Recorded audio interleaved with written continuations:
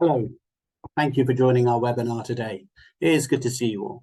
My name is Peter Webb, and I'm a tax advisor working for the Fry Group. So please do ask any questions as we go through the presentation, and you can use that by using the Q&A button, which hopefully you can see on your toolbar. And I'll leave some time at the end to answer as many of those questions for you as I can. And we can also send you a copy of the slides for the presentation as well. So our agenda for today, what do you need to consider to be tax efficient for that move to the UK? Becoming a UK tax resident, what does that mean for you? Preparing for your return, what actions can you take to reduce your exposure to UK tax before you actually move to the UK? I'll pick up on some key takeaways and then we'll get to that question and answer session, which I'm looking forward to. Now, please do bear in mind that you should not take any action on the basis of my presentation alone today. You need to seek specific tax advice for your own circumstances. I would also mention I'm only talking about UK tax today, so please do have regard to any other tax implications that may arise anywhere else for you. So I'm hoping that you're going to ask me lots of questions later on. I've got a couple of questions for you actually as we go through. And the first one of those is going to pop up on your screen now. So thinking about that move to the UK, which tax are you most concerned about? So it's a multiple choice question. Please tick your answer: income tax, capital gains tax, and inheritance tax. Oh, I can see lots and lots of people are voting already. So I'll just give you a few moments to vote on that one. Oh, some really interesting answers coming in. Okay, so I think the polling stopped there. So I think we can now share the results. So hopefully you can see those results popping up on the screen. So 60% of you are most worried about income tax, 47% about capital gains tax, inheritance tax. Only 23% of you are worried about inheritance tax. As a tax advisor, I think actually I would change the order a little bit. And as we go through the presentation, when we start thinking about inheritance tax particularly, I think that might move a little bit higher on the agenda for you. Okay, so I'll stop sharing those.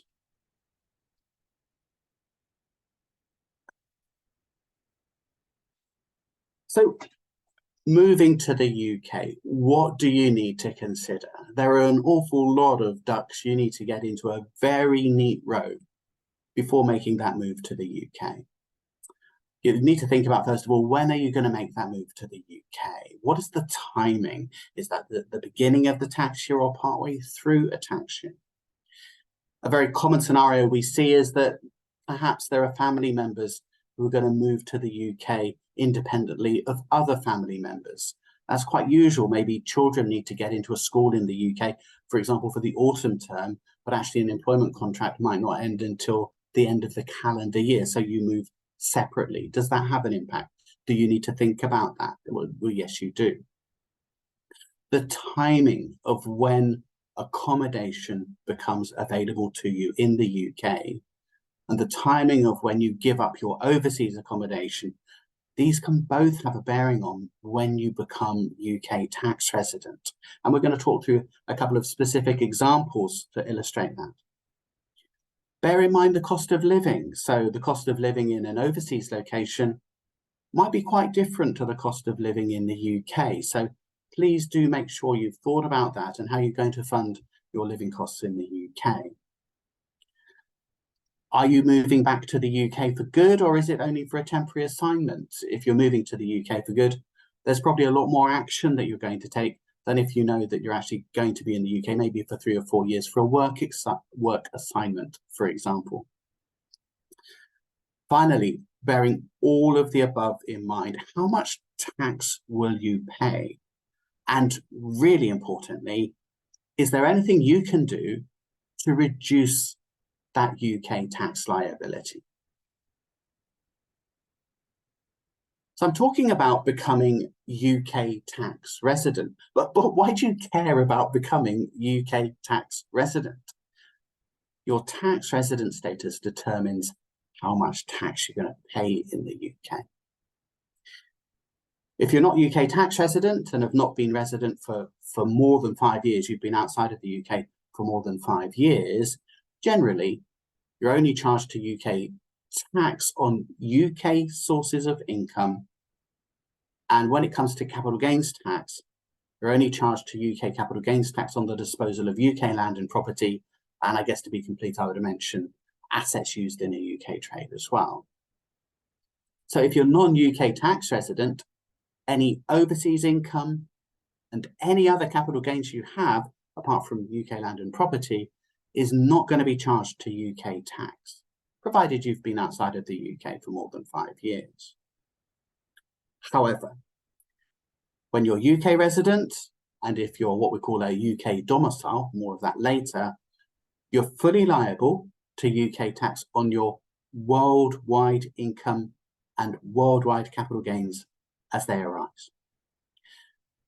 So your UK resident status is incredibly important, and that really precious non-UK tax resident status, which reduces your exposure to income tax and capital gains tax, should be preserved for as long as you're able to do that.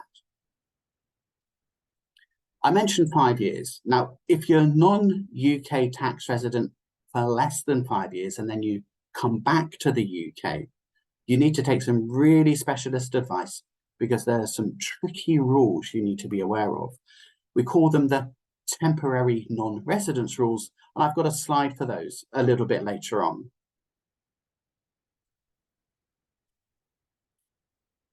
I've talked about UK tax residents. Now, you all have another status for UK tax purposes, and this is what we call your UK domicile status. So that domicile status is equally important. Your resident status is assessed each year, but your domicile status is assessed over your lifetime. Everyone has a domicile status at every point in their lives. Generally, you acquire a domicile status from your father's domicile status, and we call that a domicile of origin, and it's really hard to shake off. Now, matters can be far more complicated than that. If you are UK domiciled, your worldwide estate, all assets you have everywhere in the world, are within the charge to UK inheritance tax. Irrespective of your UK tax resident status, this is something different. Now, that inheritance tax liability could be as high as 40% on everything you leave above £325,000. Do the maths on that in your head right now, and you can see that's a significant liability that may be hanging over you. So that's for a UK domicile, all assets everywhere are caught for UK inheritance tax, even if you've been non-UK tax resident for many years. However, what about if you're not UK domiciled? Maybe you're somebody who was born overseas to parents themselves who were born overseas. Maybe you've never lived in the UK. It could be the case that you are what we call not UK domiciled. If you're not UK domiciled, then your exposure to UK inheritance tax is limited to only UK assets. Your overseas assets are not within that 40% UK inheritance tax charge. That could be hugely advantageous for you. Now, in addition, we've talked about inheritance tax, but when a non-UK domicile becomes UK tax resident, they're not automatically charged to UK tax on their worldwide income and gains as they arise. As a non-UK domicile becoming UK tax resident, provided that various uncomplicated conditions are met and complied with, you have the choice to exclude your non-UK income and your non-UK gains from UK taxation. So that non-UK domicile status has an advantage for inheritance tax. It also can be advantageous for income tax and capital gains tax too for a time. But that non-UK domicile status, which could be very advantageous to you, has a limited shelf life after you move to the UK. The best I can do for you, the most I can get, is a domicile status that lasts for 15 out of 20 years of UK tax residence. But that non-UK domicile status could evaporate much, much sooner than that. Perhaps if you've chosen to make the UK your permanent, your forever home. It's complicated. Specialist advice is definitely needed to make absolutely sure that if you are non-UK domiciled, you're making the best, taking the best UK tax advantage you can out of that beneficial tax status. Okay, so we've been exploring the differences between being non-UK tax resident and UK tax resident. So what we're going to do now is focus on that tricky transition between those two tax residence statuses. So, good question. How do you know if you're a UK tax resident? So since 2013, we now have what is called the statutory residence test. And this is a bundle of legislation which is used to decide whether or not you're UK tax resident. The statutory residence test is a 3-part test. And each tax year you work through those 3 tests in order until your resident status is decided. The first of those tests is to be automatically non-resident, automatically overseas. But if you're not automatically overseas, you then have to move to the second test, which is to determine whether or not you're actually automatically UK tax resident. And if you meet any of those tests to be automatically UK tax resident, you're UK resident. But sometimes you get to a position where you're not automatically non-resident and you're not automatically resident. And then you fall into the third and final part of the statutory residence test, which we call the sufficient ties test. Under that sufficient ties test, you consider the number of connections you have with the UK. We call them ties. The fewer ties you have, the more time you can spend in the UK and be non-resident. Conversely, the more ties you have, the less time you can spend in the UK and be non-UK tax resident. Now, the statutory residence test came into force in 6th of April 2013. And we really like the statutory residence test because it clearly sets out the rules. And if you stay within the limit, you can be sure you're not UK tax resident. But what we don't like about the statutory residence test is that it is very complex and detailed, and there are traps in there for the unwary and ill-advised. Okay, I have another question for you, and that's going to pop up on your screen now. So, how many days can you spend in the UK each tax year without becoming UK tax resident? And I've given you lots of choice there. 15, 45, 90, 120, 182 days. So I'll just give you a moment to answer that one.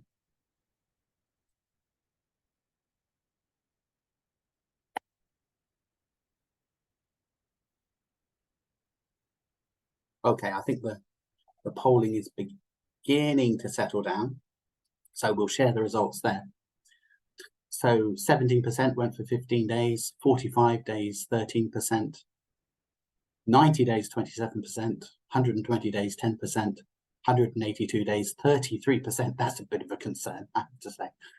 So I think the majority voting here is saying you can spend 182 days in the UK without becoming UK tax resident. So I apologize. This is actually a trick question. These are all valid limits that may apply to you, depending on your personal circumstances, for the number of midnights that you can spend in the UK in a tax year without becoming UK tax resident. So it could be anywhere between 15 days to 182 days. That is your limit for visiting the UK in a tax year without becoming UK tax resident. So you really do need to understand the statutory residence test to determine which of these limits actually does apply to you and your circumstances.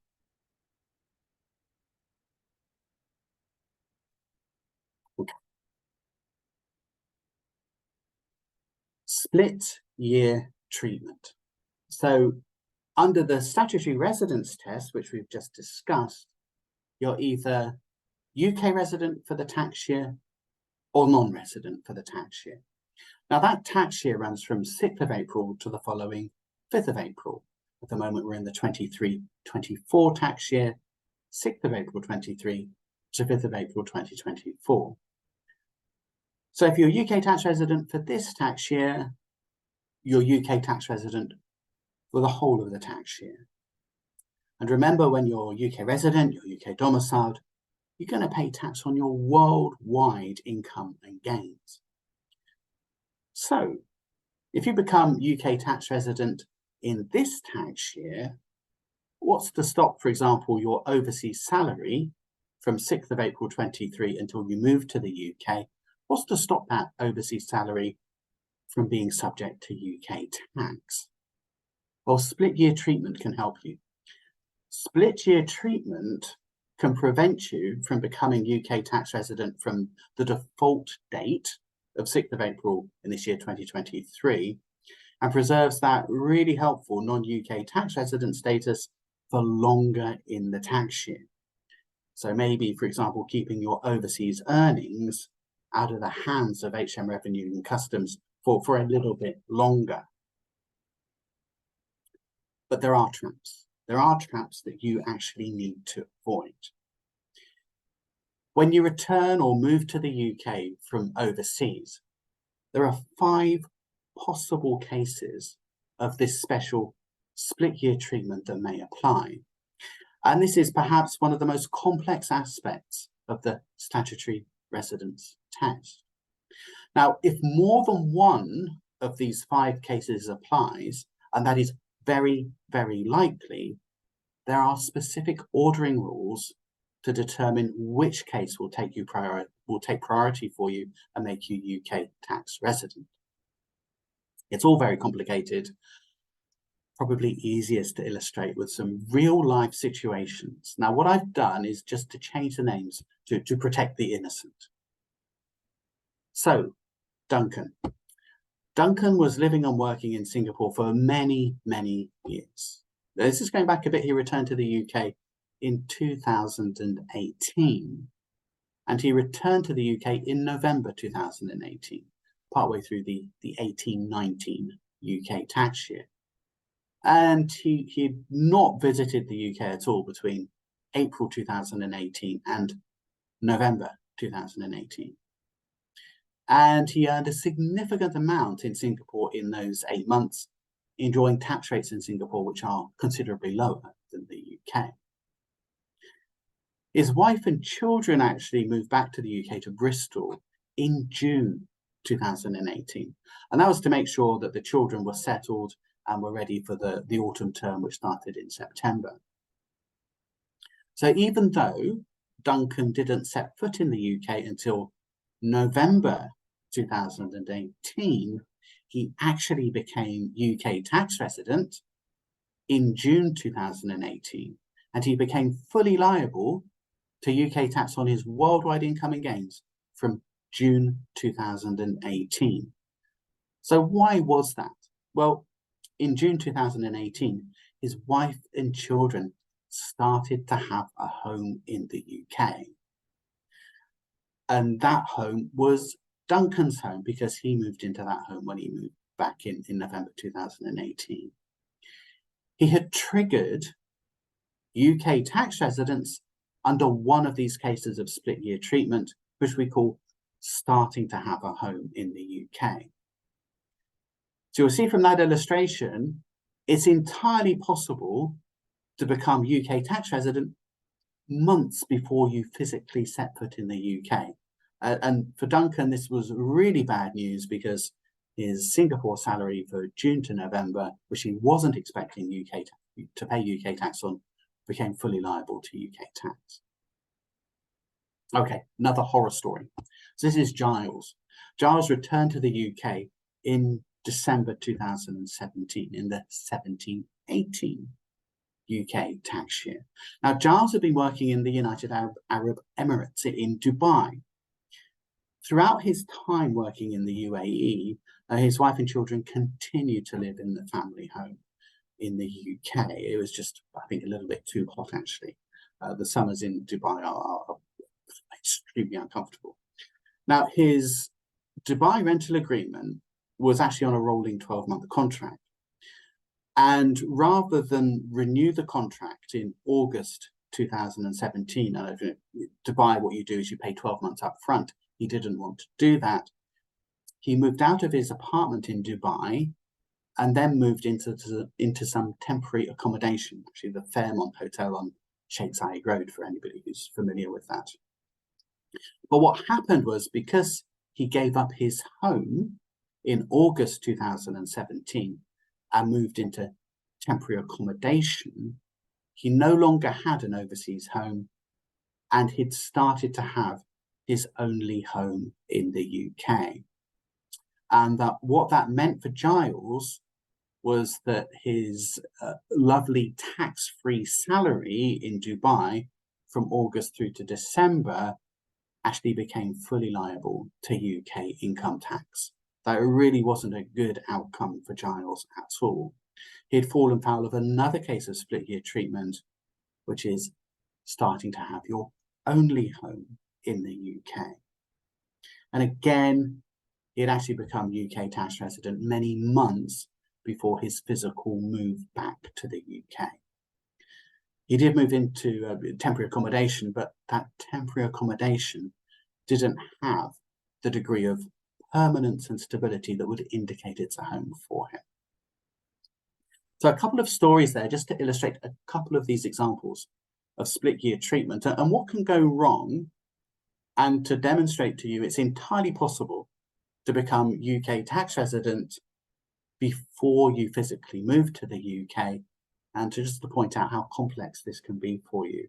And given those complexities around split year treatment, you may wish to consider organising your affairs so that you actually remain non-UK tax resident for the whole of the tax year in which you make that move to the UK. But I think the one takeaway from these stories is it's best to take advice. This is complex stuff. Okay. So previously I mentioned special rules if you've been away from the UK for less than 5 years. So when you return to the UK after a period of temporary non-residence, you may be charged to UK tax on certain income and gains you received or actually remitted to the UK in that period of temporary non-residence. And the charge arises in the tax year that UK residence is once again resumed. So very broadly, if you were UK resident for 4 out of 7 years before you left the UK, and your period of non-UK residency is 5 years or less, your time overseas is what is called a period of temporary non-residence. And those temporary non-residence rules catch certain pension payments, lump sums, income received under what we call the disguised remuneration rules, remitted foreign income for non-UK domiciles, distributions, dividends from closely controlled companies, loans to participating shareholders that you write off. I think called a chargeable event gain on a portfolio bond, offshore income gains. We mentioned a lot of things there. I think the big ticket item here, the one we see most regularly, is capital gains. So maybe you own some shares before you leave the UK, you sell the shares while you're overseas, you make a nice gain on those shares, but you're not overseas for long enough. The gain you made on those shares becomes charged to UK tax in the year of your return to the UK if you're caught for these rules. And that's the one we most often see. What I would say is if your only source of income and gains in the years whilst you're non-UK tax resident are basically your overseas earnings in respect of work carried out wholly overseas, then these temporary non-residence rules are really very unlikely to impact your tax position for you. previously mentioned not UK domiciled. So you've become UK tax resident, but you're not UK domiciled. Is that non-UK domicile status advantageous to you? Well, yes, we've discussed that. Yes, it is. And the two fronts it's advantageous for you on. First thing is income tax and capital gains tax. You can exclude overseas income and overseas gains, so non-UK income and non-UK gains from UK taxation. If you're UK domiciled, you can't do that. As soon as you're a UK resident, you're fully charged to UK income tax and capital gains tax on your worldwide income and gains as they arise. Now, in order for the non-UK domicile to take advantage of this special treatment on their overseas income and their overseas gains, there are conditions that need to be met. I'm just going to give you some outline on this. There's much detail to give. The overseas income and gains have to stay outside of the UK. They can't be enjoyed in the UK. Also, you're going to lose your entitlement to tax allowances. So your personal allowance, £12,570, which you can earn free of income tax, you lose your entitlement to that if the unremitted overseas income and gains are more than £2,000. You also lose your entitlement to a capital gains tax exemption as well. That's £6,000 this year, going to reduce to £3,000 next year. So that one's disappearing over the horizon anyway. Once you've been UK resident for 7 out of 9 tax years, including part years, a remittance basis charge, which is a very hefty £30,000 a year, will apply if you want to continue to use this special basis of taxation to exclude your unremitted overseas income and gains from UK tax. Now, that remittance basis charge goes up to £60,000 after 12 years. But you always have the choice to be taxed on your worldwide income and gains instead. And that means that you keep your allowances and you're not going to become liable for those remittance basis charges. So you need to do a little bit of a number crunching exercise, sit down with somebody with a spreadsheet, work it out to see whether or not this special basis of taxation for non-UK domiciles is going to be a benefit to you. Second advantage is, of course, that inheritance tax advantage. So if you're not UK domiciled and are moving to the UK, you really do need to take specialist advice to make absolutely sure you haven't missed the opportunity to take advantage of your special non-UK domicile status. Okay. Preparing for your return or your move to the UK. There may be some pre-return or pre-move actions that we're going to suggest that you take to make absolutely sure you've done your best to position yourself as optimally as you can for life as a UK tax resident. So employment income is a good place to start, and there are a few different things to think about. Termination payments. Termination payments are tricky.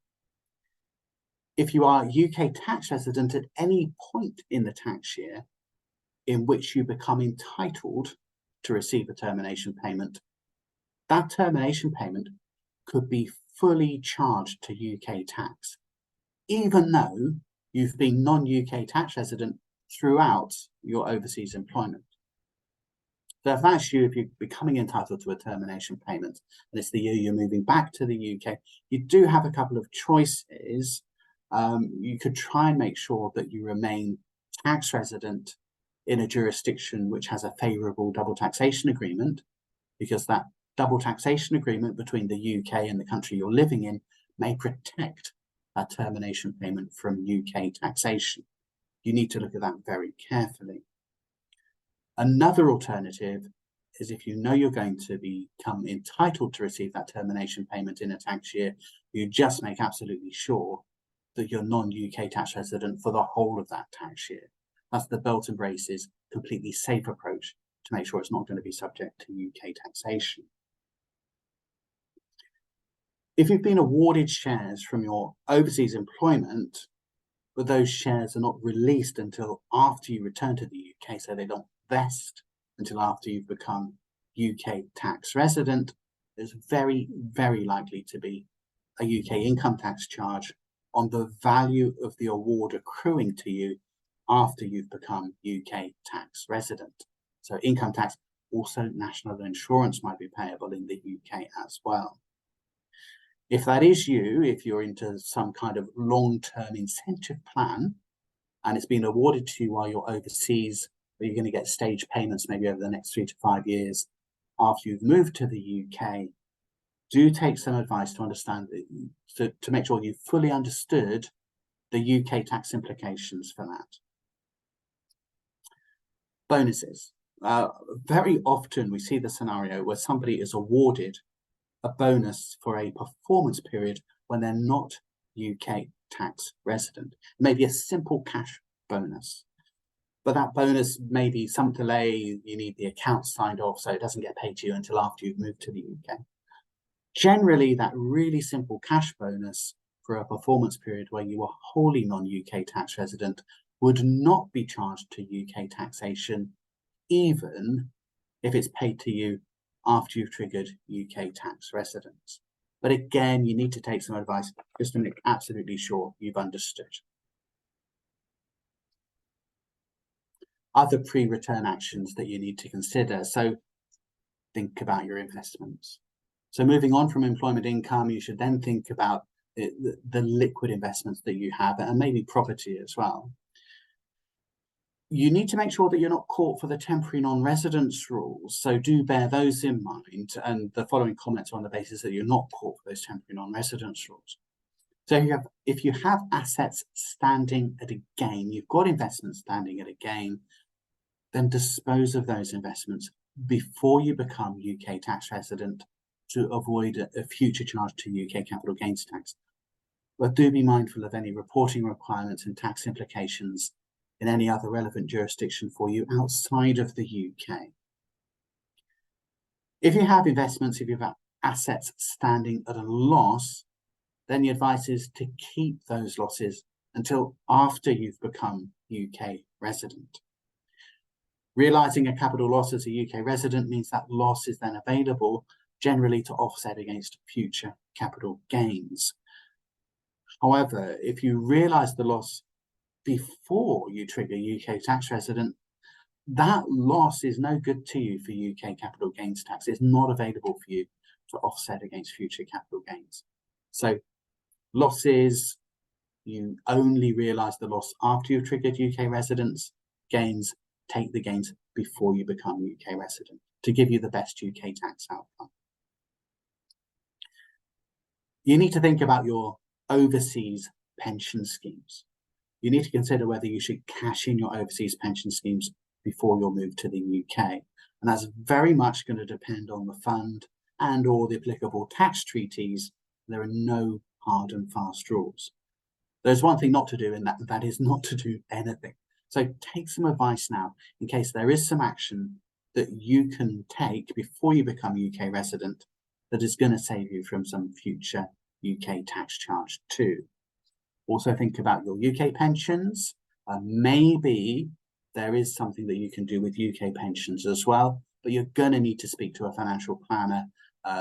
There may be something you can do, but you need to think about that very, very carefully indeed. Think about topping up maybe your national insurance contributions, which give you an entitlement to a UK state pension. Is it worth actually topping those up to make sure that you've got a record of 35 years of making national insurance contributions, which is going to give you at the moment the highest rate of UK state pension in the future?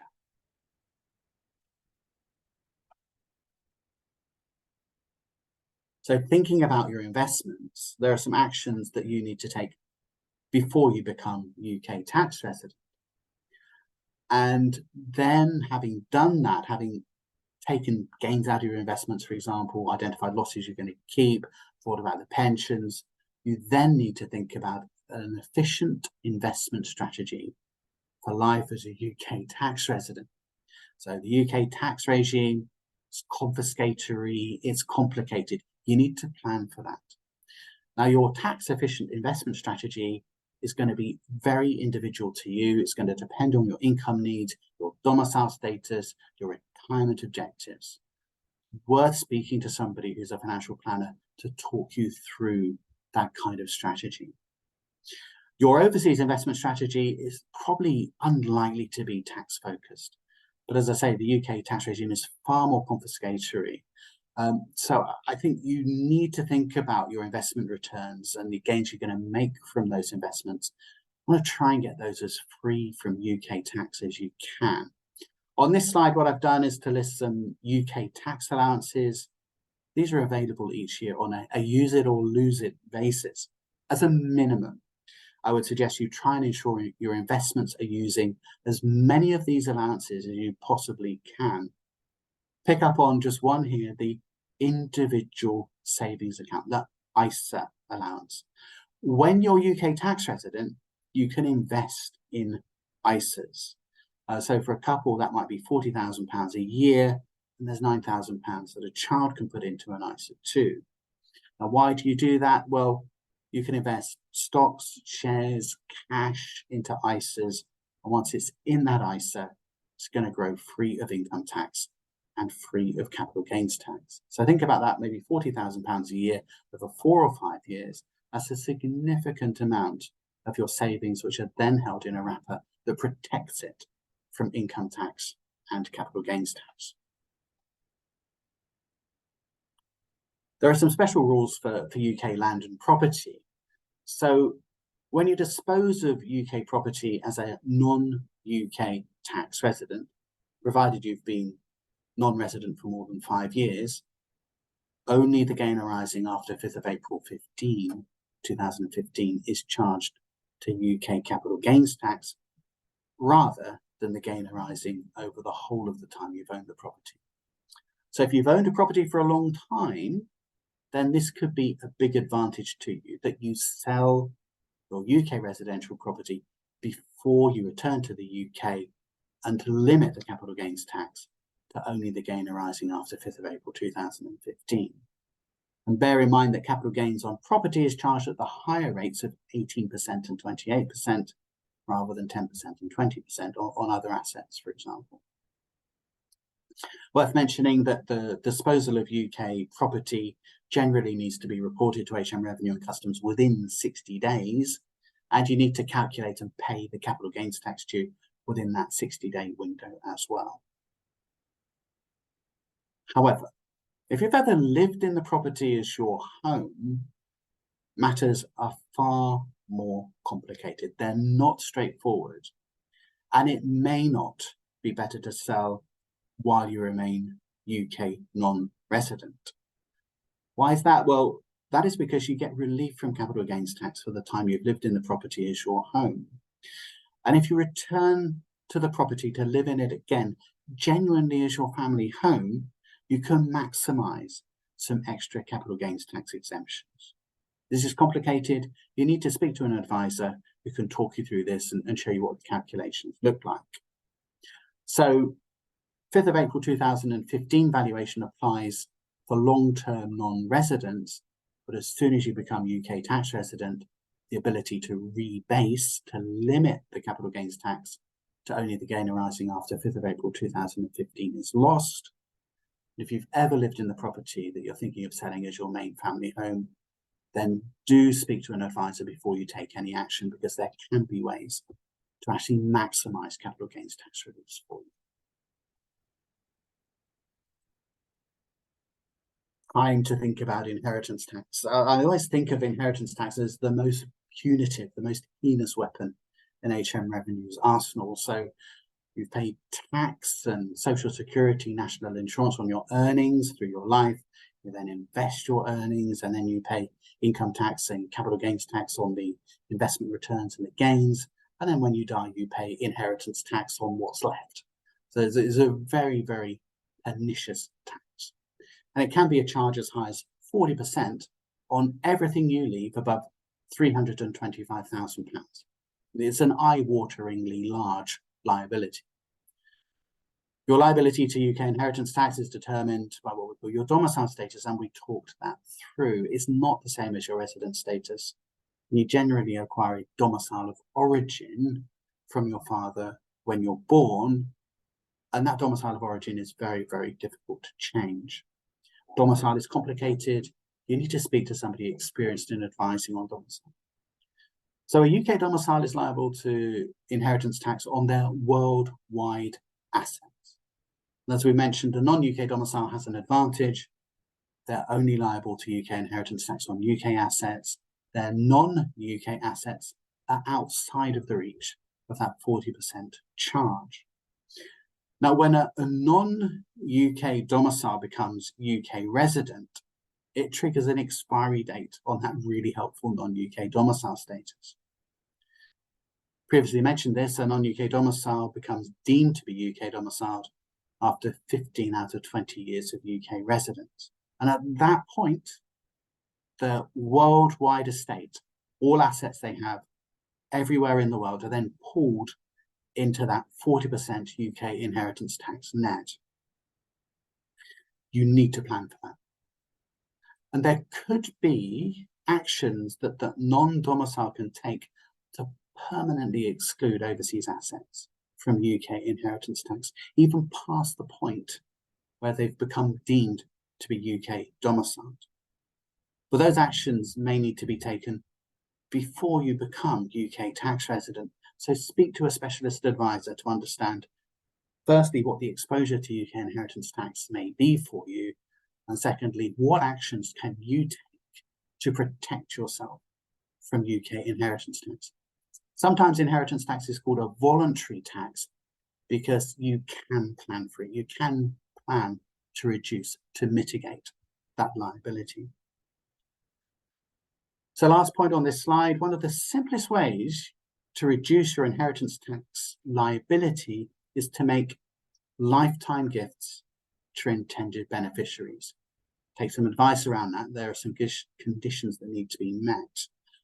But if you make those gifts while you remain UK non-resident, you may be able to avoid a charge to capital gains tax on the value of the gift.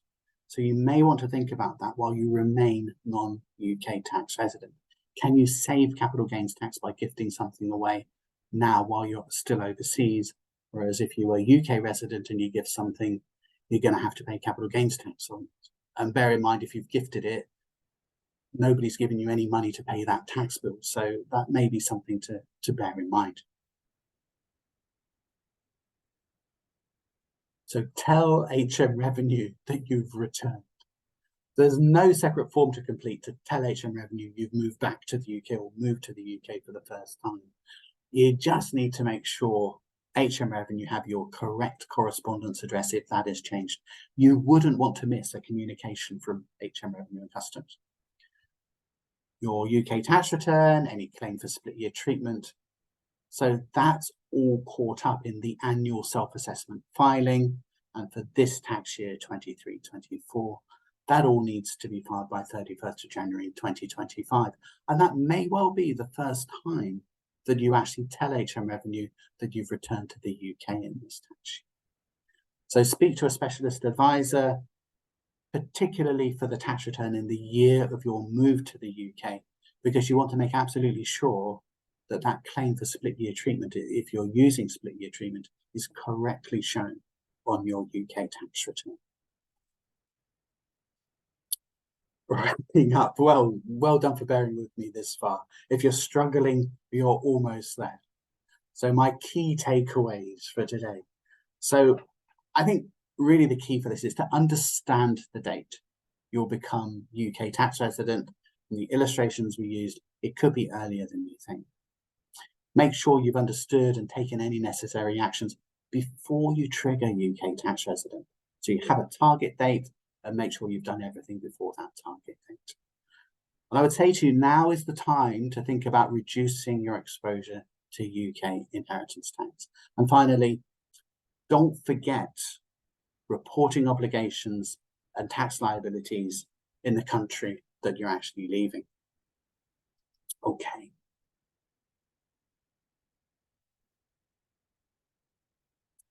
So we're moving on to questions. I'm hoping that you've asked lots of really interesting questions. Okay. So an anonymous attendee, the precise time you become tax resident in the UK and no longer tax resident in Europe, France. So I think the question is, what is the precise time you become tax resident in the UK and no longer tax resident in Europe or France? I think this is a great question, actually. I'm going to take the second part of that first.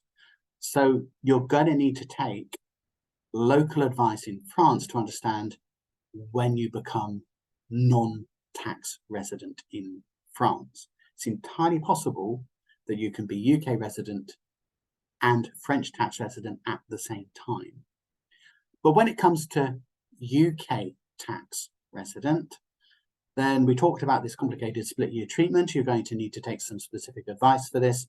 But the 5 trigger points for becoming UK tax resident are starting to have a home in the UK, starting to have your only home in the UK, starting full-time work in the UK.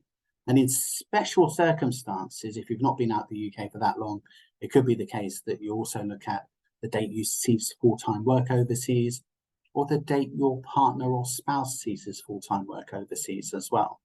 There are many different trigger points for becoming UK tax resident, and you're going to need to take advice in respect of the position in France as well. So, typical accountant's answer, it depends, but there is good advice to give. Okay, next question. So, selling my UK residential property, which was my principal residence, but has been let out for 4 years. And the question is, should you sell while you're in Australia or after your return to the UK? I don't own other property in the UK or Australia. So it's one of these questions with a few different moving parts to it, and you're going to need to look at this in some detail. So a little bit of a steer here is that perhaps if you've not been outside of the UK for that long, maybe it's only 4 years, then there's not going to be any advantage for actually selling the property while you remain non-UK tax resident if you're caught for these temporary non-residence rules. If you go back to the UK and you genuinely live in that property once again as your main family home, then it could possibly be the case that what you've done is to create a sandwich of occupation as your main home for 4 years when you're away from the property, which is the meat in the sandwich, and then the time when you actually live in the property once again to complete that sandwich. It could be the case that maybe 3 or 4 of those years while you were away will also be exempt from UK capital gains tax as well. UK property main residence relief is surprisingly complicated, and it is worth taking some professional advice to understand what the best outcome for you will be and what exemptions are actually available for you. Next question. I've been out of the UK for under 90 days in each of the last 19 tax years. I think that's the other way around. So I think I've been in the UK for under 90 days in each of the last 19 tax years. This year ending April 3rd, if I need to stay longer than this due to treatment, if my answers to all checklist questions are no, can I stay longer than 90 days? Possibly you can. So if I've understood the question correctly, you're a long-term non-UK tax resident. You've been non-UK tax resident for more than 19 years, provided that you don't start full-time work in the UK, provided that you don't have your only home in the UK for a sufficient period of time during this tax year, then it could be the case that your UK resident status is determined under what we call the sufficient ties test. And for a long-term non-UK tax resident, 4 ties to consider: work, family, home, and accommodation. And if you only have 2 of those ties, it could be the case that you could spend 120 midnights in the UK in the tax year without triggering a UK tax resident status. Now, that is very much the headlines. You're going to need to speak to an advisor to talk through your specific circumstances what I'm trying to say to you is that there can be circumstances when you can get more than 90 days. And there is another safety net, which is very complicated, but can actually help if nothing else can, which we call treaty residence. So sometimes if you're UK tax resident and you're also tax resident in a jurisdiction with a double taxation agreement with the UK, there can be tiebreaker provisions in that double taxation agreement, which then determine which of the two countries you are effectively tax resident in. This is delving very much into the dark arts of tax advice. So what I'm trying to say to you is that possibly there's another safety net for you there. Next question. I was born in the UK. I've lived in Hong Kong for the last 50 years. Wow. I own my home in Hong Kong. I receive a monthly pension from the Hong Kong government as a retired civil servant. My Hong Kong permanent identity card was issued in June 73. I own no property in the UK. If I return to the UK and live there permanently, I understand that by virtue of the double taxation agreement, my monthly civil service pension paid by the Hong Kong government and taxed by the Hong Kong government will not be taxed in the UK. Yes, that's absolutely right. So a Hong Kong pension, which has been built up over your time when you've been employed in Hong Kong, will remain taxable in Hong Kong under Article 17 of the UK Hong Kong Double Taxation Agreement and will not be subject to UK tax, even if you become resident in the UK. It's a little bit of an outlier when it comes to double taxation agreements, but yes, you have understood that correctly. Okay, next question, next part of this question, is the double taxation agreement indefinite? No, these do get negotiated from time to time. I think the Hong Kong agreement was last updated in something like 2010, but double taxation agreements tend to last for the longer term. I think the Pakistan agreement is something like 1957. So these are long-term agreements. I'm not aware that one's being renegotiated, but it's not impossible that could change in the future. So you own a property in Hong Kong and you're living in that property. What is the UK tax implication? Various. It could be the case that that's your main or only residence, provided that the conditions are met. So if you were to sell within 9 months of last using the property as your home and all of the conditions are met, it could be the case that any gain you make on selling the property will be excluded from UK taxation even if you're UK resident at the time. You would need to take advice around what is the implications in Hong Kong for the sale of that property. Actually, if I sell the Hong Kong property before I return to the UK and live there permanently, well, if you're non-UK tax resident, you're not caught for the temporary non-residence rules, then the sale of an overseas asset is not going to be within the charge to UK capital gains tax. Any other parts to that question? I think we've answered that one. Okay. So next question, a married couple have been non-UK resident for 20 years. Husband will return to the UK for 4 years, but wife will remain non-UK resident. Husband plans to transfer savings in UK and non-UK bank accounts in his sole name to bank accounts in wife's sole name, so that interest earned will be as disregarded income of the non-resident wife. He's also planning to transfer some investments, which pay a dividend currently held in his name to his wife. Are these legitimate means of managing a couple's assets to avoid UK income tax? Absolutely yes. Be careful of using structures like trusts, for example. That could be a little bit more complicated, but there's just transfer of shares, for example, from husband to wife, and they're directly held. I'm not seeing too much of an issue with that. And yes, you've called it correctly. If you remain non-UK tax resident and you have interest arising in the UK and UK dividends, provided there are no other sources of UK income for you, you can use this disregarded income tax regime to limit the tax on your UK interest and UK dividends to nil, because that's how much has been deducted at source. So I think in summary, yes, that sounds like a good strategy. Don't make it complicated. Don't be using structures for this. Uh, do speak to advisors to make sure that looking at your overall circumstances, this is going to give you the best outcome. But yes, okay.